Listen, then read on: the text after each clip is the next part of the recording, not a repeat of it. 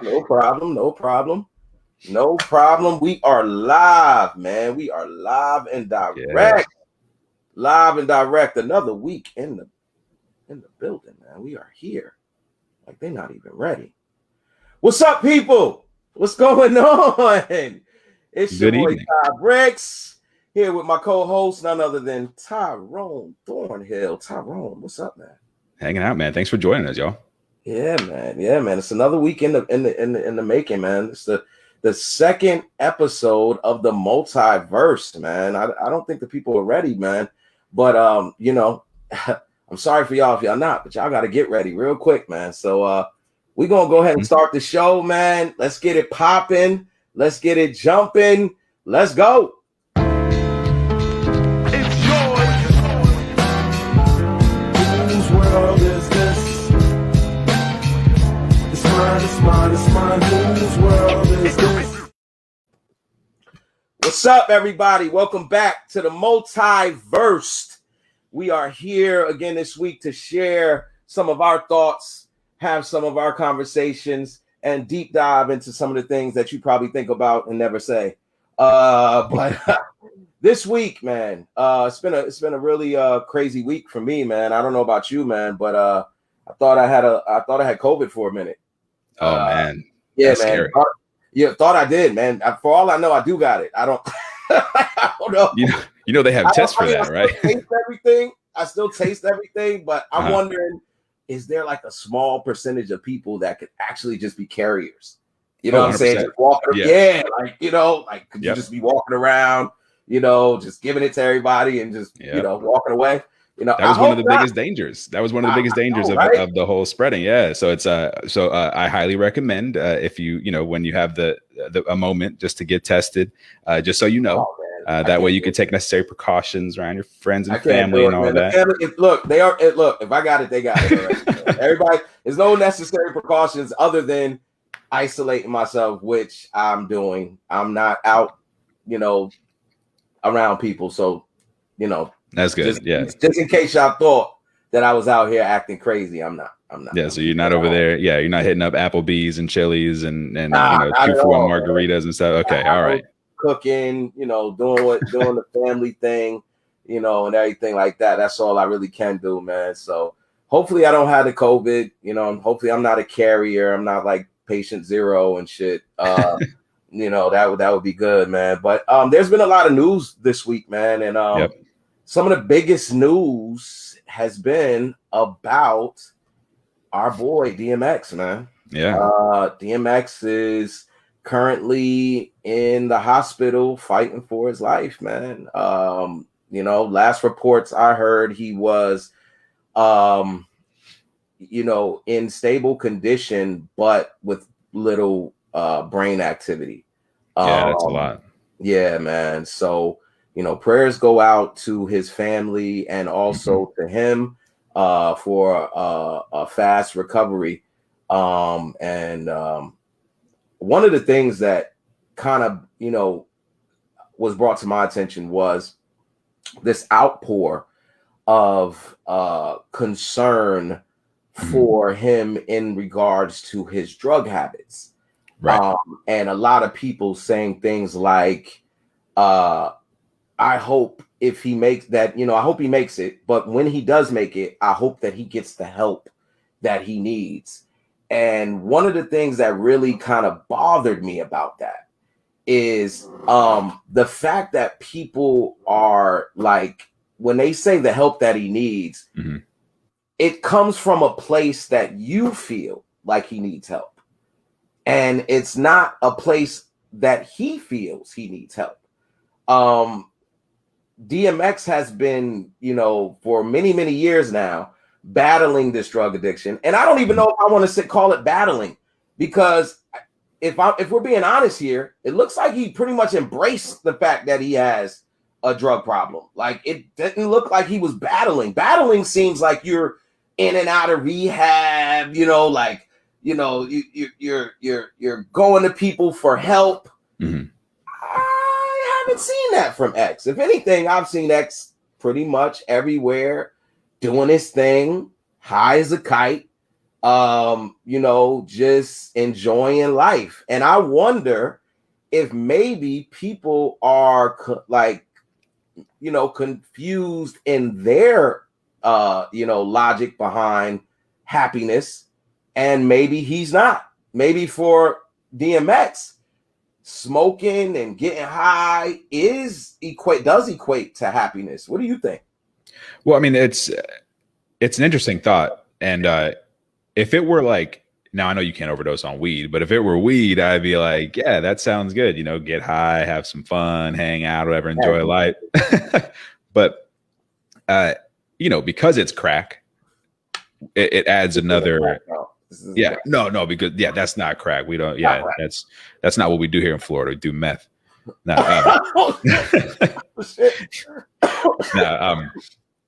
no, but I don't have any experience with crack, so I don't know, you know, what that is supposed to feel like, what it does to your brain chemistry and that kind of thing. But, you know, addiction itself, you know, is a very difficult monster to nail down. You know what I mean? Like, you know, based on your whatever experience you've had with addicts, it's kind of a weird relationship with the substance or whatever else they're addicted to, because it is the only thing that seems to be a relief for them, or it's the only thing that seems to cure what ails them at the time, but it's also the worst thing for them at that time. And they're aware of that, but their brain chemistry is telling them, no, I just need this thing. And then even when, you know, when they get an intervention, you know, like we talked briefly about, you know, DMX, you know, kind of on him, and he had a reaction. I'd love for you to dive into that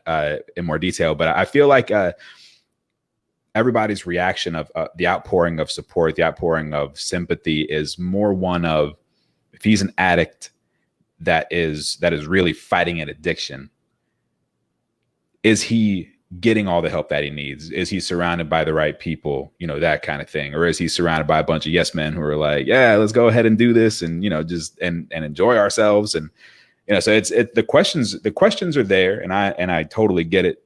I'm on the side of like, hey, you know, if DMX wants help for his addiction, I hope he's able to get it. I hope he's alive to get it. You know, I'd like to see DMX pull through just so he could pull through, even if it means, you know, he pulls through so next weekend he can go on an even bigger crack binge because that's what he wants to do. Then, all right, if that's your thing, DMX, go ahead and lose your mind.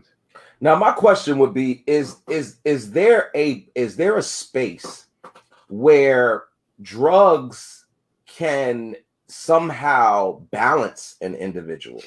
And I mean, we have one of the largest industries of prescription drugs in the United States. And one of the things that bothers me is the way that they designate drugs. Like there are prescription drugs that can kill you, just like crack, just like you know, meth, just like all of the hard drugs that are illegal in the country. And then you have these individuals that and when I say individuals, I mean, let's take a drug like, say, because I'm not that familiar with prescription drugs, but Klonopin, we'll say that Klonopin, which, if we're being honest, Klonopin tends to be a drug that's used by I wouldn't say it's not a black drug. Klonopin is not a black drug. It's usually used by college kids, you know, upper class white men and women, you know, and I've heard that Klonopin can balance individuals in a way that they can still function. Right. But flip side of Klonopin, you take 2 Klonopins and drink a glass of wine, you might not wake up. You might be like the last drink and the last Klonopin you took. And my question would be then, if you have these prescription drugs that are balancing people, but you have a DMX who, if I'm not mistaken, went platinum what, not once, but twice, if I'm not mistaken. And I would also, dare to say that he was probably high throughout some of those songs that he created and those albums that, thus came into the platinum stage. Yeah. So my question to you then would be, is there a space where drugs can somehow balance an individual? Oh yeah, absolutely. I mean, your Klonopin example was great. Adderall is another example of a drug that is that's abused, but is also very, very vital to some people, and balancing them out, like you said, chemically. And I think that you touched on, because you talked about the classification of drugs very briefly, and now I always feel like we touch on very, like, we're kind of like buzzing like a bigger issue and just like pulling back up. Mm-hmm. We definitely know that the war on drugs targets some people at a much higher rate than it does others. So, somebody who might enjoy crack is seen as more of a stain on society than somebody who would enjoy Adderall, because of the different, factors involved, race and social status and these kind of things. So, it may be easier for somebody who, finds themselves, maybe they had a little bit too much fun with Klonopin or with Adderall, and they're like, oh shit, I need to go get some help.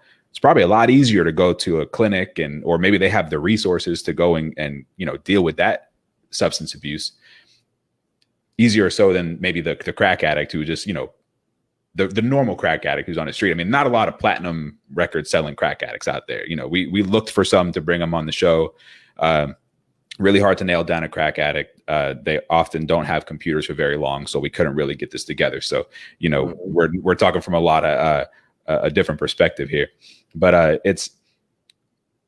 I think that I'm one of the people who supports like legalizing drugs altogether, period.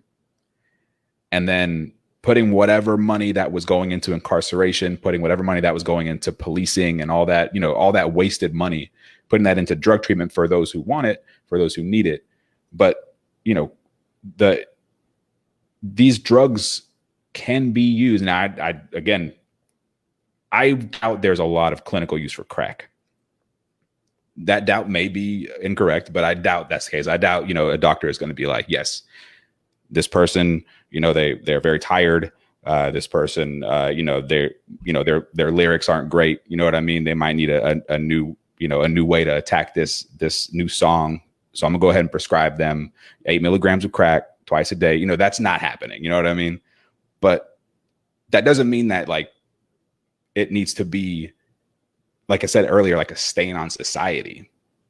These are people that we're talking about. So when people get addicted, like we have this thing that we do as kind of as society where we devalue people based on what they do. For example, we look at addicts. We talk about all the time meth addicts and crack addicts and stuff like that. We look at them, we're like, ooh, that's not somebody I want to mess around with. That's not somebody who's worth much. They're depending. Now that's totally depending on your status. Yeah, because we also, in the same breath, will applaud the successful who at that point has done, perfect example. I just watched what's her name? Demi Lovato. Okay, yeah. I just watched Demi Lovato's documentary on, her overdose and, everything. And, and it, it's beautiful story. Yeah. But the fun, I'm not even going to say funny, because there's not really anything funny about anybody's, addiction, for the simple fact that I feel like if you have an addiction, at some point, the drug overruled your capacity to make decisions. Mm-hmm. So if you are, say, a meth addict, I've never tried meth, don't plan on trying meth, but I've seen the effects that it has on people. And if a drug can make you scratch off layers of your skin, and you still, after scratching off the layers of your skin, crave to go continue to do the drug, only to scratch off more layers of your skin, then that to me means that your reasoning has went completely out the door. Right. Because there's no way that you don't feel the pain, number one, or see the visual of your skin falling off of your face. So that I understand. I do understand. That's why I understand DMX's position. Yeah. My problem is, if we justify good drugs from bad drugs based on clinical studies, the clinical studies are based on a need. And if there is a need for a pain suppressant, then we'll do studies on drugs that can cause less pain to you. But that doesn't justify that drug is good for you, because you can take 5 Percocets and you might not wake up. Your pain will be gone, but so will you. Yeah, So, but you had a prescription for them. Yeah. You do have a prescription because there was a clinical study that showed that it could be beneficial. Right. But in that, like I said, in that same breath, that same drug that has been deemed beneficial does not necessarily make it a good or a bad drug.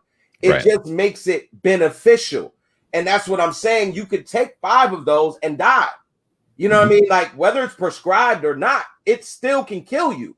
So if you're looking at drugs and basing the level of threat of the drug based on whether it can kill you or not, then crack can kill you, Percocets can kill you, heroin can kill you, meth can kill you. But only one of those had a clinical study. So if you use those and not the other, then you're deemed appropriate.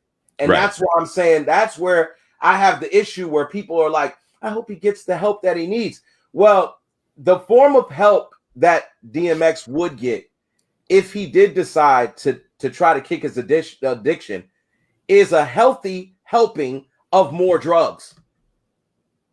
That's how they help you come off of crack and heroin and meth, by giving you something else to substitute for the drug that you were on. So in no way is that helping him. It's not.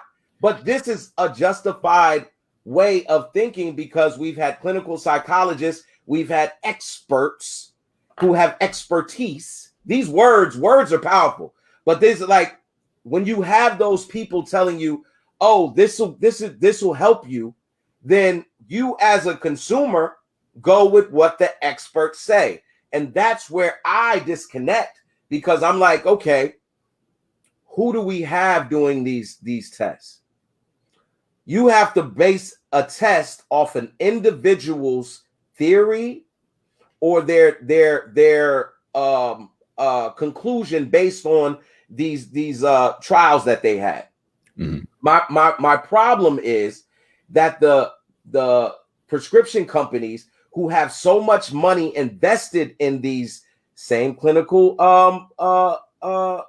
programs will find a clinic to approve them at some point after because a lot of people don't know that these clinical trials, they go through different clinics, and they're not approved. The FDA will have you do a clinical trial, and then it's not approved, and guess what they do? They go do another clinical trial. It's not like they stop.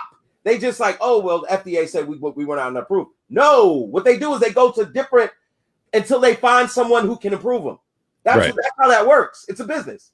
So what do you feel then when you say, it was a clinical trial and it was prescribed and everything like that to a drug that that if you do any, a little, because I could do, say, 100 sugar pills, and I might be like feeling real weird and shit, but I'm not going to drop dead. But vice versa with the scenario I gave you about the Percocet. So what do you say then? Well, I think that that is important to, it doesn't invalidate the testing process, the study process, and that kind of thing, because there are legitimately done good studies that end up giving you information that's valuable and that you can use to move forward. There's peer reviews, there's blind studies and double blind studies and things like that, that, that will actually, help to create a safe way to administer drugs. If we look at like vaccinations, for example, like right now, it's a little off topic, but the studies that were being done were so transparent. Now none of the vaccines are FDA approved at the moment, but they went through a process to get emergency approval and all this other stuff. So there are processes in place that help us to know when something's safe, relatively safe, or safe enough, or 100% safe, depending on the study. But that doesn't mean that it's always above board. I mean, we've seen lawsuits, of Johnson & Johnson just went through a lawsuit, about baby powder, but also, when you look at the narcotics that are being used by prescription drug companies, a lot of them have their own, legal troubles because of information that they knew back in the day.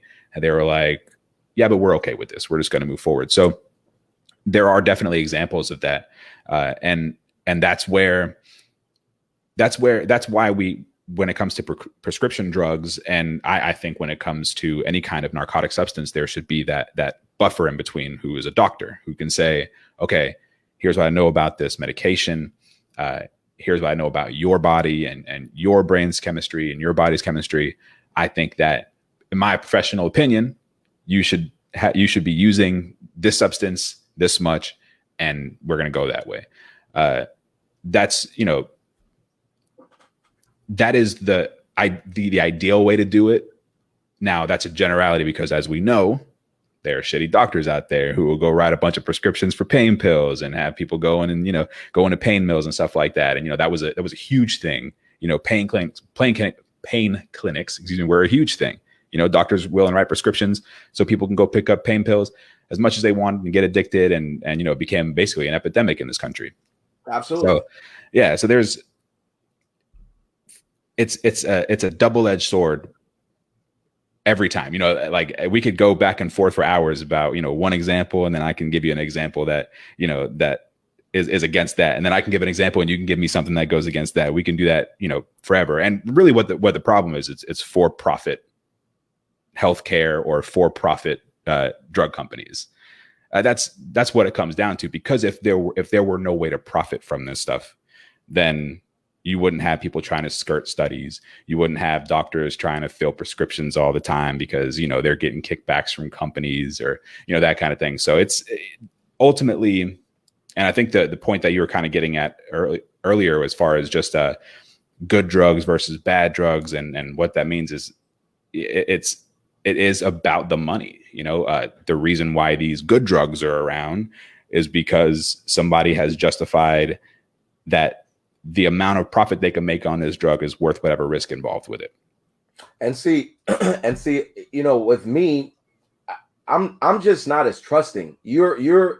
I can see how the way we view things when it comes to these studies and everything is literally just crazy, because when you talk about individuals, you really open the door to a wide array of different things that a person can come up with.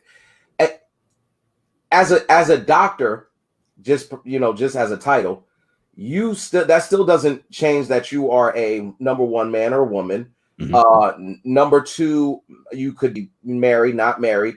These things that go along in your lifestyle and your life also kind of influence things that go on within your workplace. And that's why I, am not so apt to just believe everything that a study does, because you don't know what the driving force behind that study is. You don't know if that individual has been manipulated or coerced into finding seemingly the right conclusion. And you see it, you find so much these days that later on in life, you'll see those commercials where, did you use the drug for the Prilosec? Well, if so, you may have a lawsuit. Did it cause death or did you lose a body limb, or did you? And it's like, whoa, well, they did the study. They said it was good at that time. Well, that's these are, when you see those things surfacing, and we're in an age now where you see a lot more corruption, like you're seeing it a lot more up front than you did when we were coming up. We didn't have a direct seat to sit there and see all of the corruption unfolding in front of us. So we were more docile in the way of, in our way of thinking, to just go with the flow, whatever they tell us. Take the vaccine, the flu vaccine. We find out later that the flu vaccine was like 8%. Like this shit, it was so low that it was like, what? Well, like, what was the point? You know what I mean? Like, what was the point in even taking it? Like, and these are the reasons I come up with the type of discussions about this kind of stuff, because I'm looking at it from a perspective of, I don't trust no fucking body. Like, but we're told that we should, because this titled organization, you know, repped it and said it's good, or this titled individual said it was safe and we should go with it. We've seen enough of that. That's why I look at a situation like DMX, and I hear all of these people like, oh, I just wish he would get this and he would get that. Yo, I think DMX is living his best life to him, and it might not line up with the way we live in our best life, but you got to understand, this man has consistently, like we're not, like, there's no battle here. We haven't heard of DMX going in and out of rehab for the last 10 years. Like any rehab we've ever heard DMX being in was court appointed.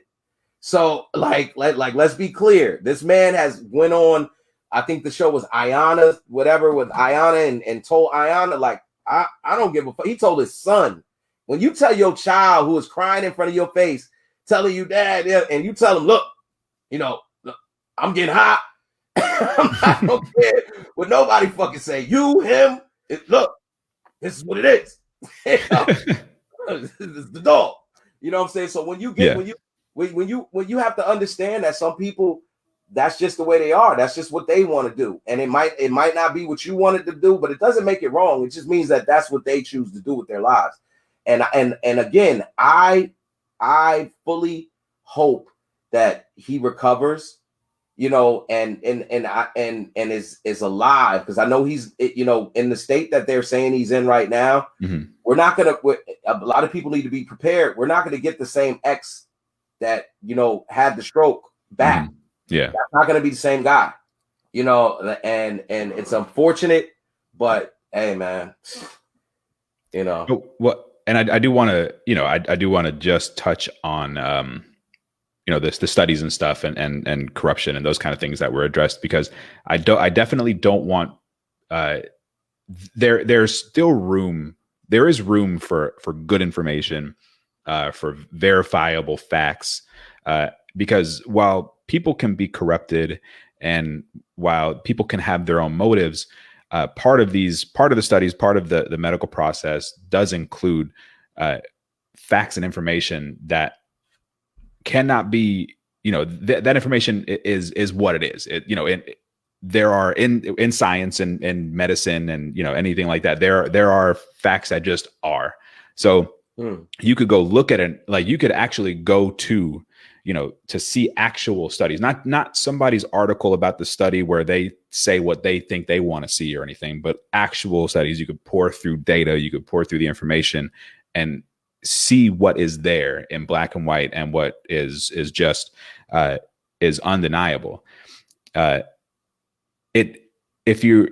there's it, if the I guess looking for the right word, if the fallibility of man can stop you from trusting everything, then, you know, at what point are you just like, everything's gonna kill me, I'm just waiting for the thing? You know what I mean? Like, at what point, like, do you stop eating the food that's farmed because, you know, you don't know the farmer very well, or it didn't come out of your backyard? You know what I mean? Do you stop, you know, Do you not ride a roller coaster because you're like, I don't know if I trust the scientists who put this roller coaster together. I don't know if I trust the data. You know, I don't know how many people actually got their heads taken off on this ride. You know, that kind of thing. So I think while especially in the pharmaceutical industry, there is a lot of there's a lot of just, you know, there are a lot of bastards. Just, you know, that's just what it is. I mean, I think you have to be at a certain level of you have to be at a certain level of kind of like inhumanity to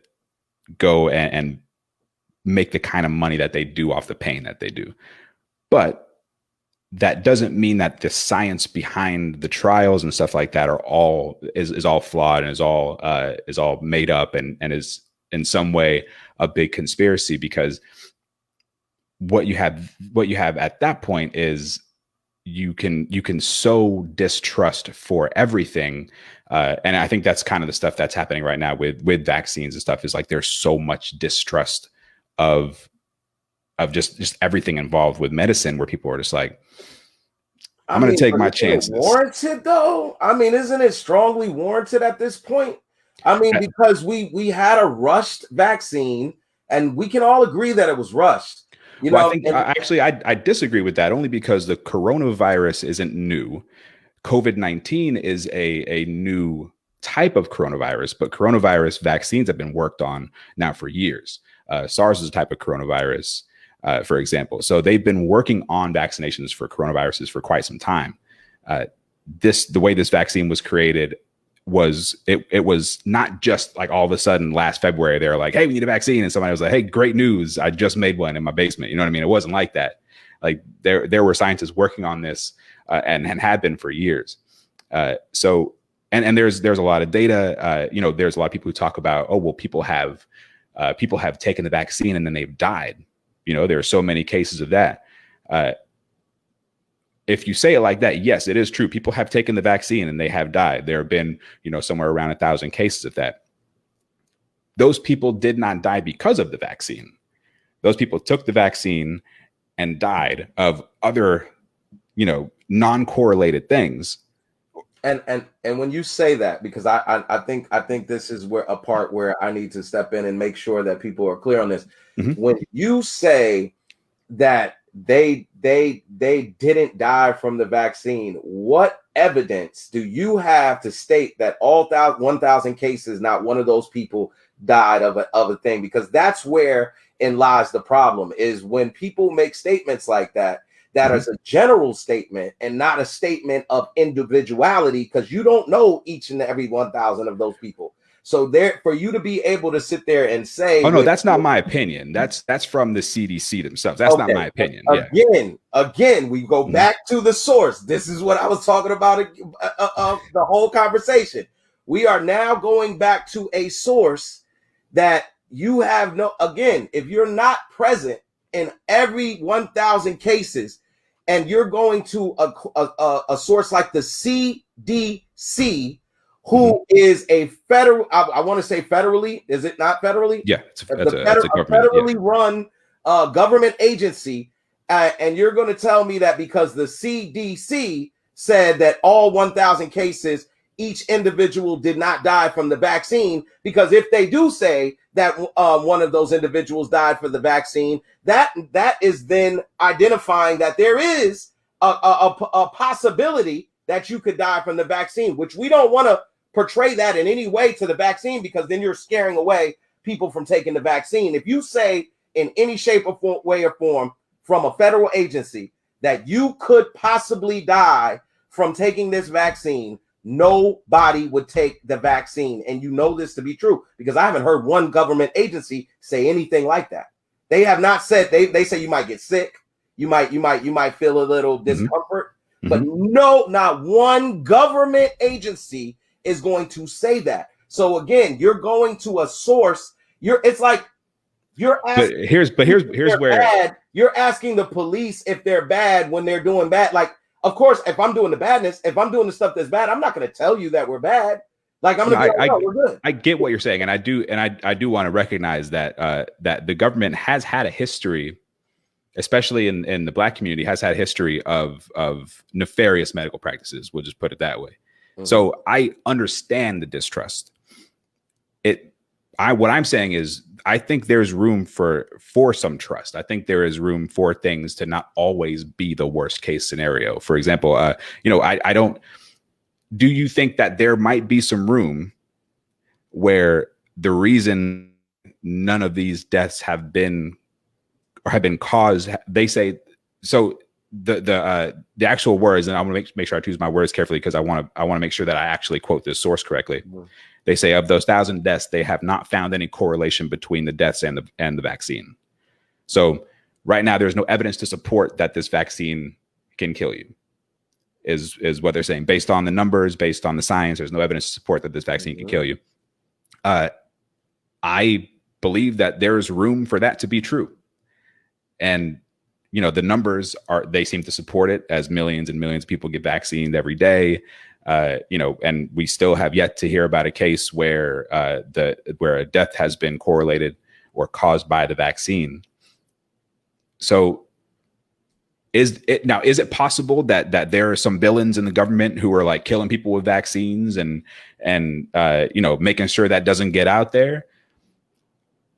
It would be irresponsible to say it's not possible because we've seen shit that has happened before in our past, and we have to recognize that. Is it possible that here we are dealing with a virus that's affecting the world in such a crazy way? Scientists have been working on a vaccine for coronavirus for some time, got a vaccine that doesn't involve injecting you with any virus whatsoever. It's an mRNA vaccine, so it's more about the structure of the cells that are involved than anything else. And that they might have actually made a good vaccine that is safe and is good for the people that are involved. And the science is showing that. I guess what I want to do is just leave some room there for acknowledging the reality of our past, acknowledging the way that there are people that are just awful people who will do harm to you if they can. Absolutely. And there are also good people who are working very hard to keep us safe, to keep us healthy, and to make sure that we could have, some life left after this virus has gone and ravaged the world in such a way. That's where I am. I'm leaving room for that, and the science supports it, and that's what makes me comfortable around it. Okay, and I can agree to disagree because again, it's one of those things that I've talked to you about before. Mm-hmm. We live in an age now where social media affords us the right and the ability to be able to find an outlet to support whatever theory it is that we have. And the idea that there was 1,000 people that could or couldn't have died from taking the vaccine, and the idea that there's no evidence to support it because the agencies that provide that information have discredited the fact that those 1,000 deaths had nothing to do with the virus, even though it has been media outlets that have produced news or that would say that these individuals were fine, took the shot, and then they died. And there's yet no correlation like that. For it to happen once, cool. Twice, cool. But for it to happen to 1,000 people and not one of those people at all, like you took the shot, but then you died, so you're saying to me that had they not taken the shot, they would have died the same. That's basically what you're saying. All 1,000 of those people were already sick on their way out. That's pretty much what you and the CDC and all of these other outlets would like me to believe, that not one of those individuals were going to make it. So the fact that they took the vaccine, hey man, it's just coincidence. That part is the part that I have an issue with. But again, we can agree to disagree. DMX, we wish you the best. We hope and pray for you, brother, that you get better.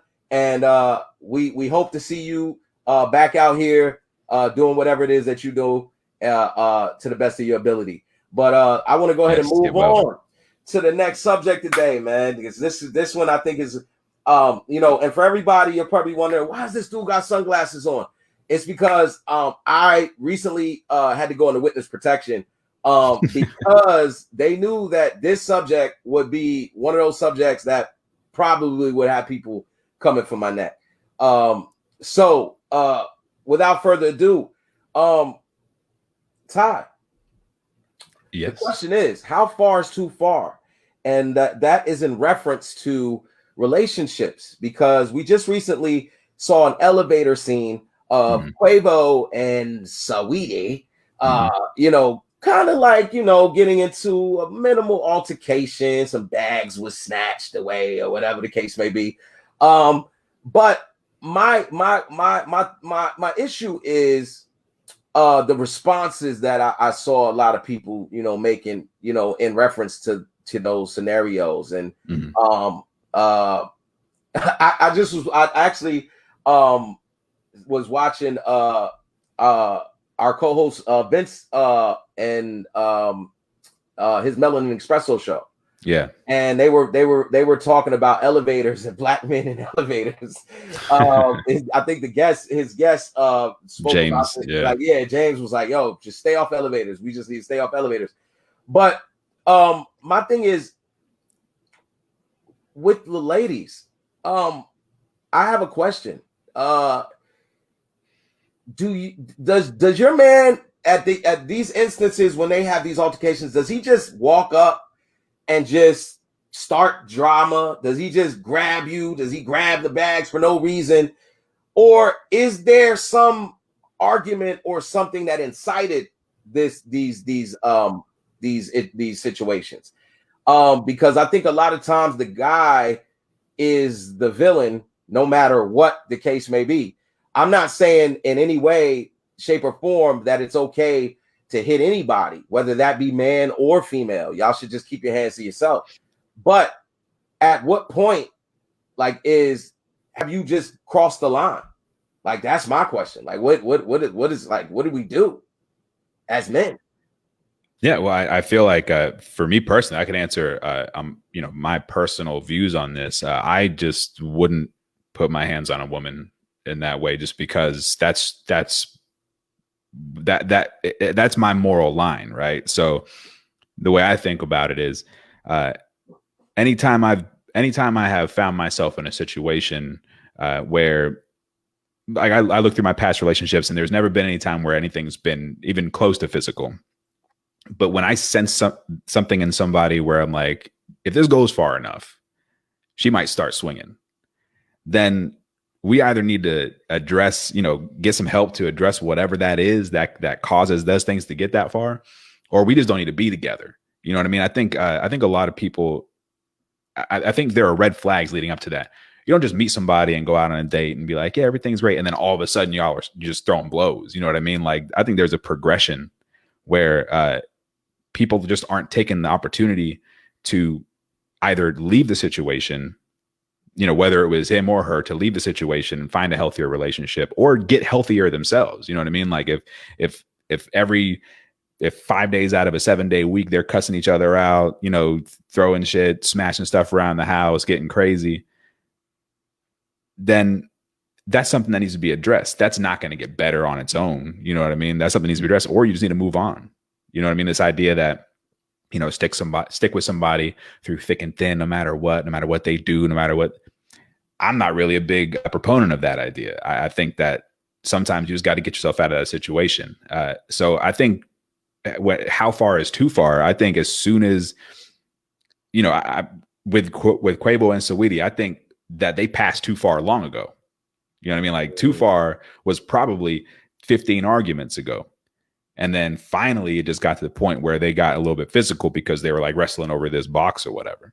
So what keeps people together longer than they should be would be then my question then, because I think emotion has, you know, almost like 95% to do with reaction.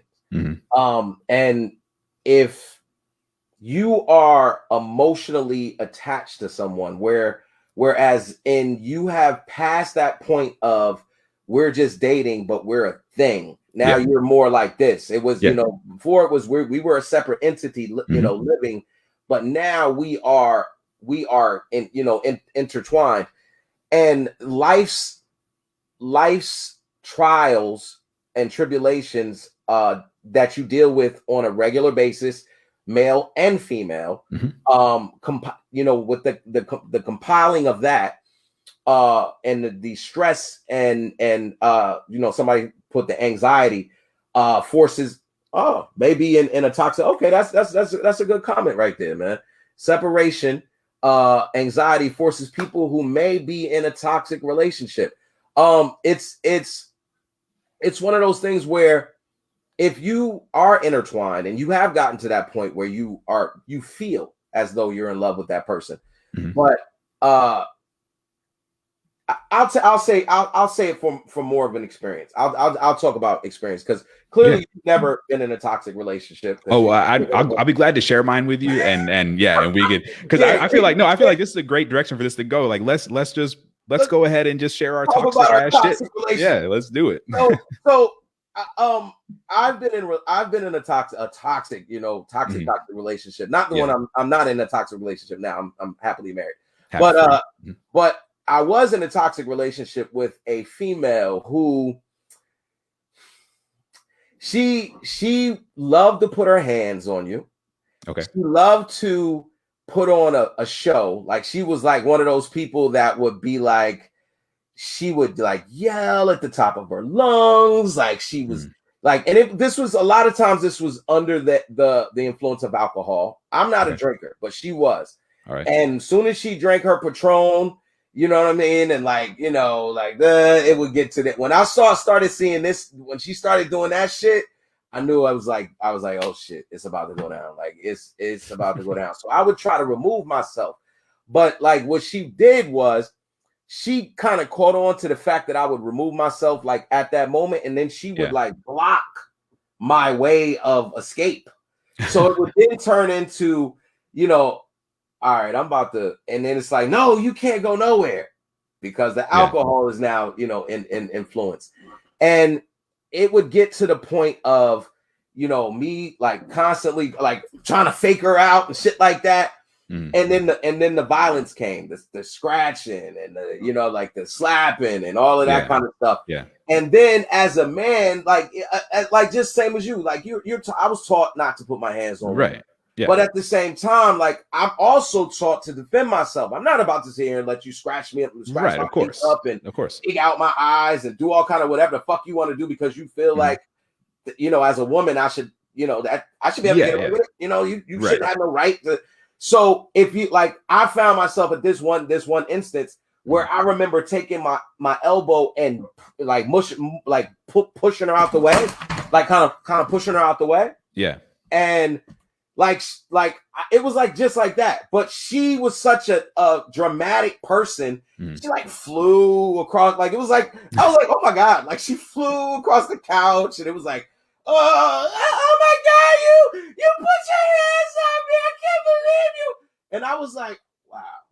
And that got like blown out of proportion, because now she's like loud, and well, she was already loud, but she was like, it's like now you're like projecting it. Like I've now got myself out of the crib, so I'm like walking away. Now you're outside with it, you know, and my like as a man, you know that well, in some cases, because there are some women that are stronger, but in most cases, you should be stronger than a woman and be able to overpower her.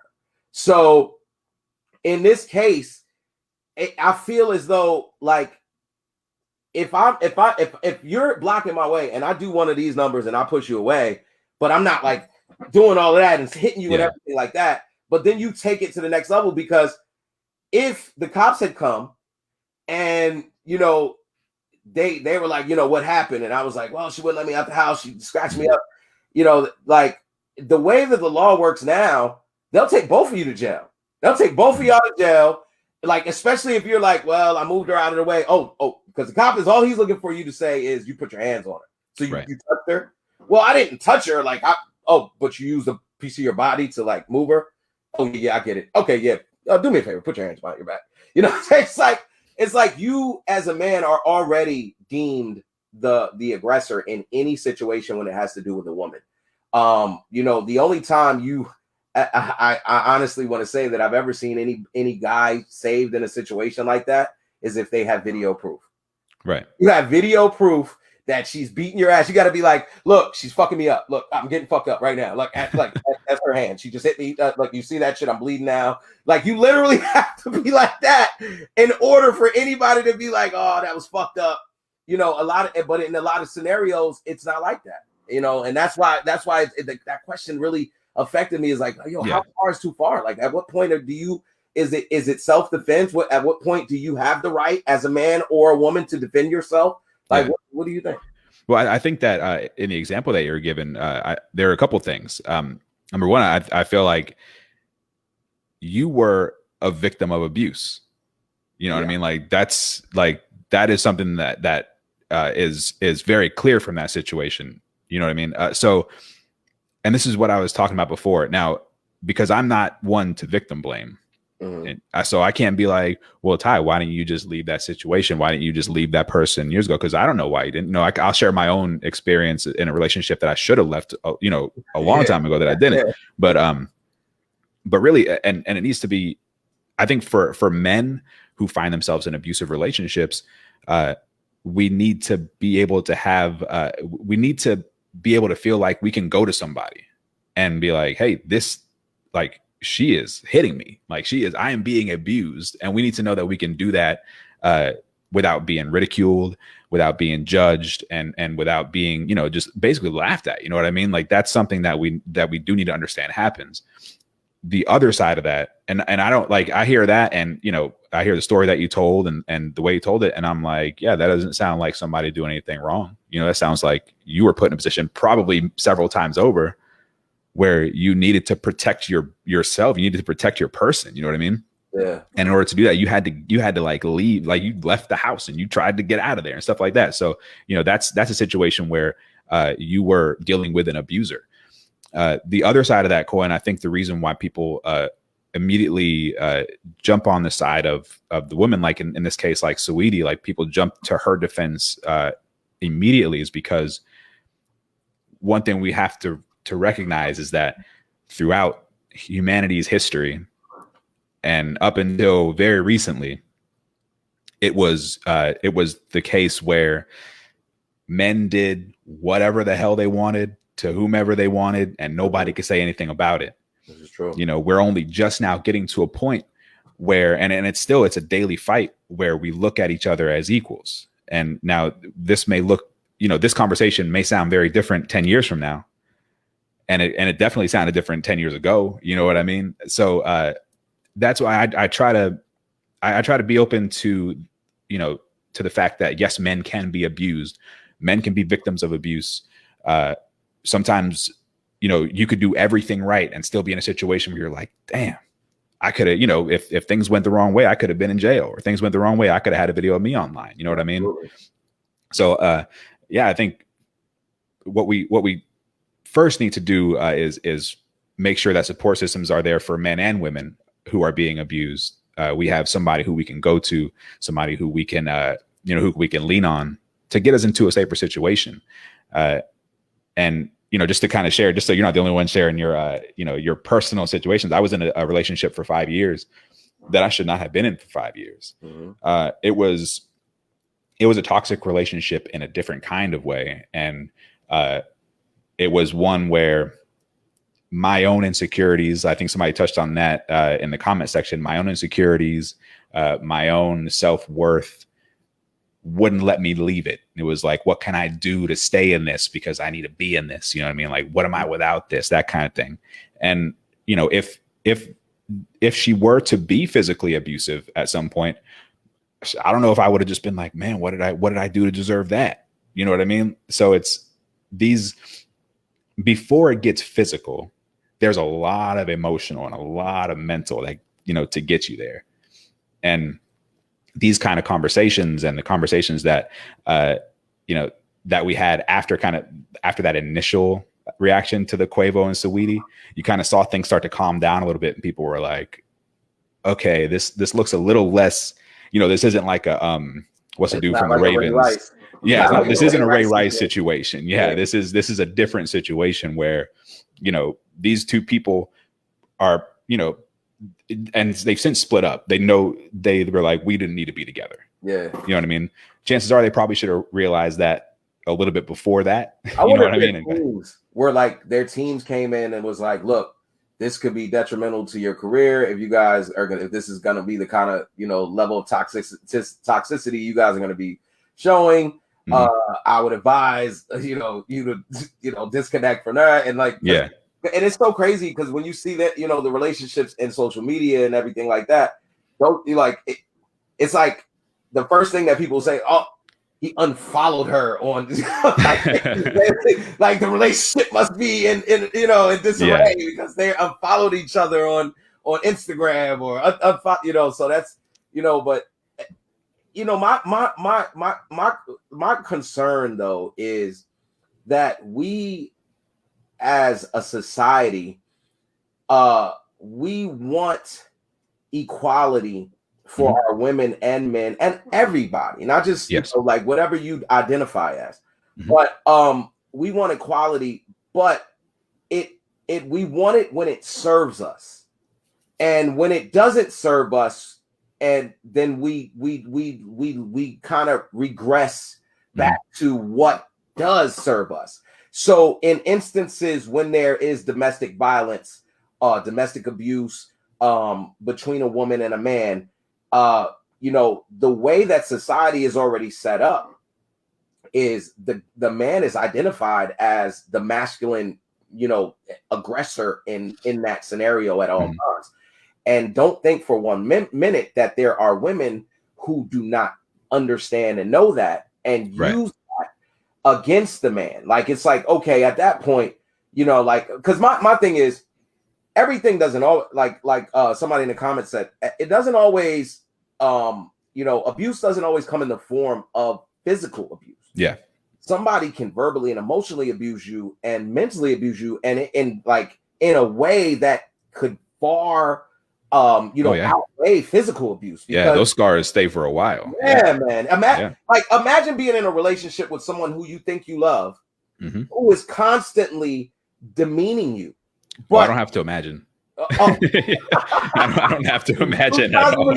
Demeaning you, but you are at this point so intertwined that it's like people get to this point where your amount of intertwine gets so tied up that you don't know how to loosen it. Yeah, like you don't know how to just separate, and so that's why people hold on to relationships, toxic relationships, longer than they should, because the unraveling of the relationship is harder than the entangling of the relationship. Right. Yeah. So people will sit there and feel something bad just so they don't have to feel, just so they don't they'll be like, oh, this sucks, but it's worse if I have to go through a breakup. Breakups suck. It's like, yeah, but what's on the other side of that? You know what I mean? Yeah. Yeah. And that's why I think from a perspective of women and men, if you're in a relationship and it's starting to go awry, or whatever the case may be, if you guys have a disagreement, my suggestion to you, either of you, would be to go your separate ways. Yeah. Like, if that means go your separate ways permanently, then go your separate ways permanently. If it means temporarily go your separate ways, temporarily go your separate ways. Yep. But don't be that individual that won't allow the other person an escape. Yes. Because then you're cornering someone. And I want everyone out there to understand this. There is an instinctive nature of survival in each and every one of us. And when we feel cornered, our instinctive nature is to survive. So if that instinctive nature kicks in, you have to understand that at that point, you are now functioning as a passenger in your own mind, because the survivability, when that kicks in, you are now in a moment where, just like we were talking about drugs earlier and how they take effect, and you lose control. that survivability is a tricky little motherfucker, because once you get in that mindset that there's no other way out and you can't escape this, now you're implementing other methods of defense. Right. And to your credit, though, to your credit, in that situation you were talking about, you know, your fight or flight reflex is kicking in, and you tried flight many times. You're like, let me fly out of here. And then when the fight reflex kicked in, you still had the wherewithal to not just go all, you know, balls to the wall and just start wailing on somebody. You know what I mean? Like you did what you had to do just to get out of that situation so you can get out of the house. You know what I mean? So you had the control, the self-control to protect yourself, but remove yourself from the situation. And some people don't. We've seen that plenty of times. You know what I mean? But yeah, I think it's, you know, it's the fight or flight reflex is real. It is something that is, you know, deep within ourselves, and you know, and it just, when it comes out, it happens. It's instinct. It's survival. It's survival. It's what you're mentioning.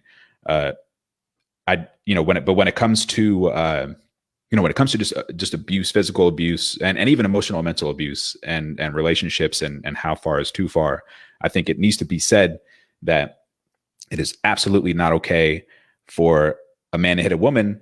It is absolutely not okay for a woman to hit a man. You know what I mean? Like if you're talking about, this is just some sort of like, you know, abusive situation, abuse is not cool from or to anyone.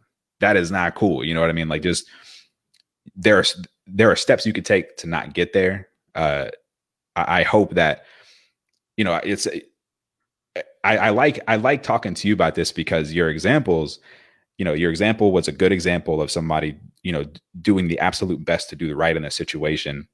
And then, you know, you're obviously not with that person anymore. You're in a relationship that's healthy and happy. And, you know, and when I hear you talk about your communication and stuff, I'm always like, damn, that's where I want to be. You know what I mean? So, you know, I like that. I like that, you know, that you instinctually did the right things to get yourself to the point you are now. And now in hindsight, you know, maybe you're like, damn, you know, that could have gone really wrong for me. So when you see those kind of videos out there, and you hear these kind of stories, you're like, well, what was stopping, you know, if that was on video, if somebody caught you walking out of your house followed by your girl at that time, and she's like, he hit me and this and that, somebody caught that part on video, what's to stop, you know, you from being the latest, you know, person online that's villain number one? You know, I definitely get that. And I think that in itself is not a women versus men, or men versus women problem. That's an abuser problem. That's somebody who's an abuser. If that situation happened and it was, you're in cuffs and you're taken to jail because of some shit like that, you are the victim of abuse, regardless of your gender, regardless of who you are. And so I think that's what we need to make sure that we understand, is like this bigger picture of everybody's entitled to their personal safety and their own personal health. And when you get in the way of that, whether you're a man or woman or otherwise, you're an abusive person. You're abusing somebody. And no one should, and then we'll wrap up, but no one should feel like they're a captive in a relationship. Well, if you start feeling like you're a captive, it's time to get out of that relationship. If you and your significant other cannot find a way to communicate and respect each other in a way that allows them the ability to freely leave a situation that's uncomfortable, then you guys probably aren't meant to be together, because that is very important in any relationship. If you feel like your temperature is rising, like they say, if you can't stand the heat, get out the kitchen. Yep, that's literal. Yeah. If you're in a situation where the heat is on, listen, evacuate the premises. Come back when the temperature has gone down, the fire's been put out, and address or not address at that point. But don't allow these individuals, these abusers, or people who abuse you, to bring you into a situation to bring you out of character. And look, on that, I we're gonna wrap it up. We're gonna wrap it up, man. Tyrone, let the people know where they can get at you. Any events you want to plug, take the floor, man.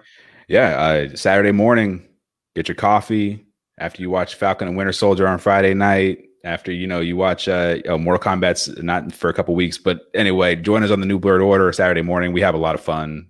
We don't get this heavy on New Blurred Order. We just talk nerd stuff and have a good time. Join us, and yeah, I'd love to see you there. Saturday morning, 9:00 on the New Blurred Order on Facebook, YouTube, Instagram.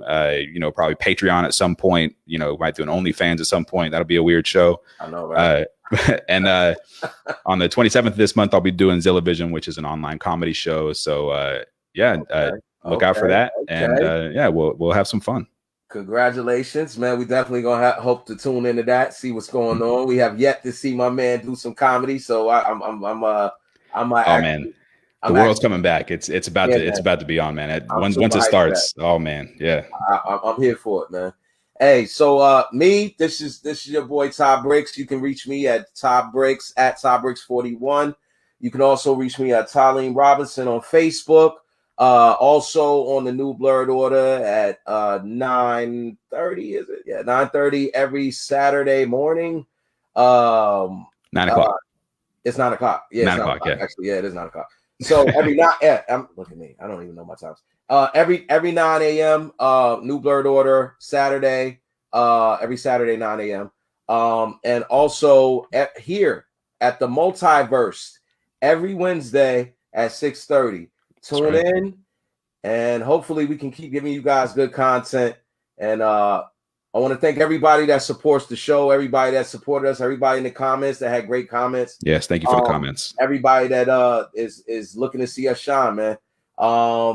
And with that note, man, we'll see you guys next week. Good night. It's yours. Whose world is this? It's mine, it's mine, it's mine. Whose world is this?